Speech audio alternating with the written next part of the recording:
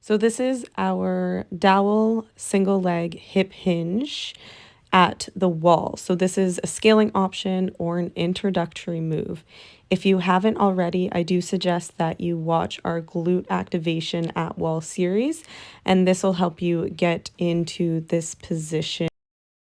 Help to increase that glute activation and that form when we're going into our single leg hinging. Ultimately, we're leading this into like an RDL, a Romanian deadlift, or a single leg RDL for this.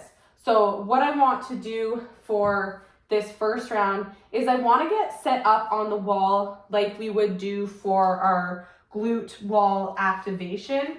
And then instead of popping that inside foot up, what we're going to do is keep that inside foot on the ground. Okay, so I'm going to show you what that looks like quickly. I know it's just instead of being off the wall, you're gonna have that at back leg. So remember the back leg we have set up as a kickstand here. So the back foot is just like kind of barely touching the ground, just the toes on the ground.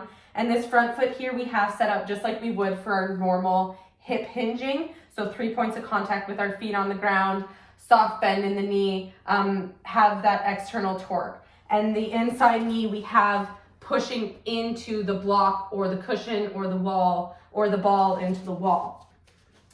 So we're in this staggered stance position. The back foot is on the ground, but it's just acting as a kickstand. And then we're setting up with the dowel on our back for our 3 points of contact. And we're gonna do our first set here on the wall. So just like we would do off the wall, we're gonna come and hinge, allow the hips to travel back, squeeze through the glutes to come up,